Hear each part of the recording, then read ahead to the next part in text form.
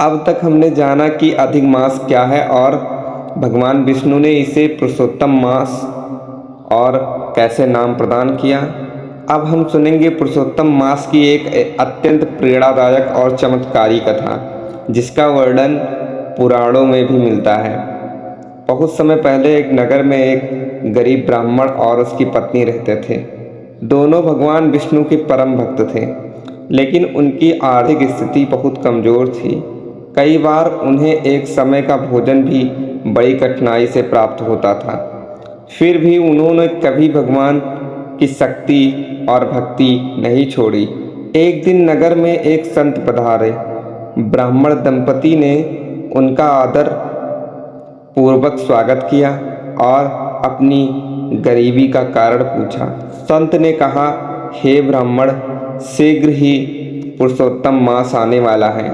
यदि तुम श्रद्धा और नियमपूर्वक इस मास का व्रत करोगे, भगवान विष्णु की पूजा करोगे तथा कथा सुनकर दान पुण्य करोगे, तो तुम्हारे जीवन के कष्ट दूर हो सकते हैं। ब्राह्मण और उसकी पत्नी ने संत के वचनों को हृदय से स्वीकार कर लिया।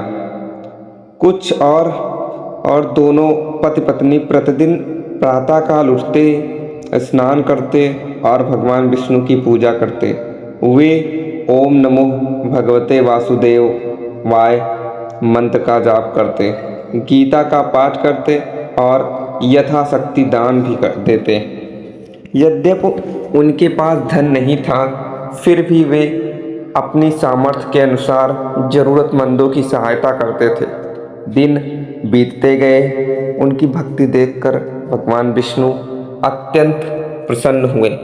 एक रात भगवान विष्णु ने ब्राह्मण को स्वप्न में दर्शन दिए। भगवान बोले, हे भक्त, तुम्हारी श्रद्धा और भक्ति से मैं अत्यंत प्रसन्न हूँ। तुमने पुरुषोत्तम मास का व्रत पूरी निष्ठा से किया है। अब तुम्हारे जीवन के कष्ट समाप्त होंगे। सुबह जब ब्राह्मण जागा तो उसने देखा कि उसके घर के पास भूमि में एक पुराना घड़ा दबा हुआ है। जब उसने उसे निकाला तो उसमें स्वर्ण मुद्राएं भरी हुई थी।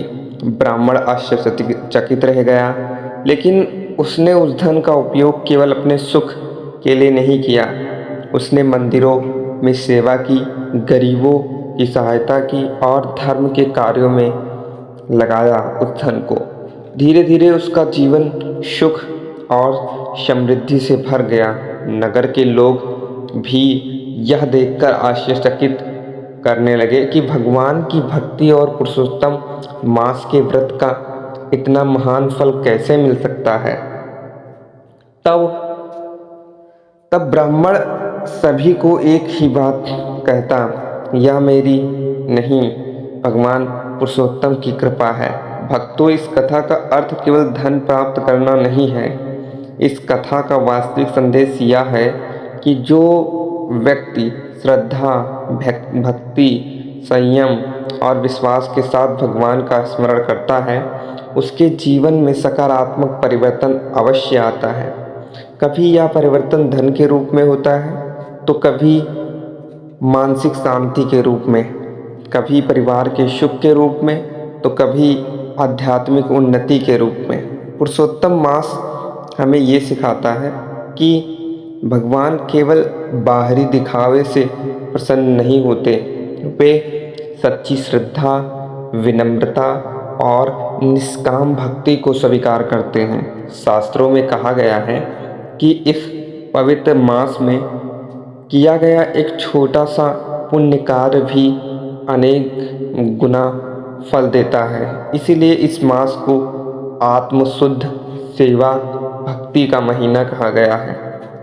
जो भक्त पुरुषोत्तम मास की कथा सुनते हैं या सुनाते हैं और भगवान विष्णु का स्मरण करते हैं, उन पर भगवान विष्णु की कृपा अवश्य प्राप्त होती है।